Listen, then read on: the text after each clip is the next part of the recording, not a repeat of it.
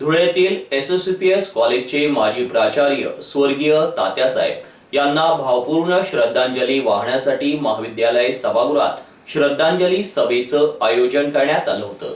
प्रथमतः त्यांच्या प्रतिमेचं पुष्पहार अर्पण करून त्यांना श्रद्धांजली वाहण्यात आली। तदनंतर त्यांच्या कार्याला उजाळा देण्यात आला। यावेळेस महाविद्यालयाचे माजी प्राचार्य, प्राध्यापक, विद्यार्थी मोठ्या संख्येने उपस्थित होते।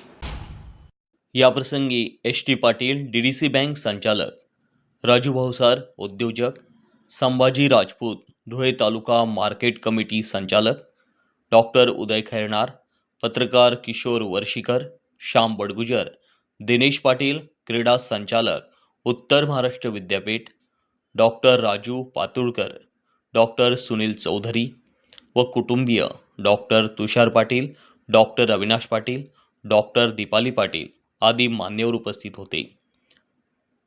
उपस्थित मान्यवरांनी आपली मनोगते व्यक्त केली। या कार्यक्रमाचे सूत्रसंचालन संभाजी राजपूत यांनी केले। मूर्तीचं रूप घेऊन पूजनीय बनवणारे आदरणीय तात्यासाहेबांना मानाचा मुजरा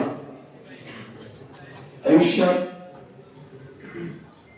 जीवनाच्या मनुष्य तरुणपणात रक्त सळसळ करतो, अशा या रक्त सळसळात 11वी आम्हाला कुठल्याही कॉलेजमध्ये न घेणारे SSVPS कॉलेजमध्ये आमचे घेणारे आमचे तात्यासाहेब, आम्ही अतिशय दुःखात होतो।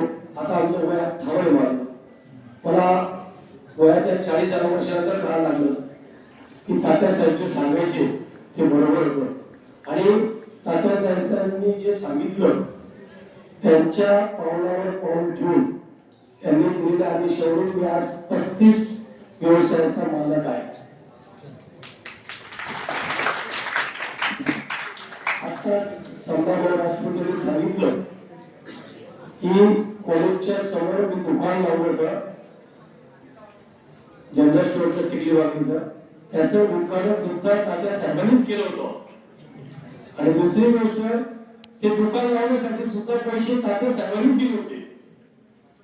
म्हणायचं तात्पर्य म्हणजे तात्यासाहेबांजवळ जी कला होती ना, माणसं ओळखायची, मुलांना ओळखायची, मी म्हणतो महाराष्ट्रात असं कुठलेही प्रिन्सिपल तयार झाले असेल आणि होणारही नाही।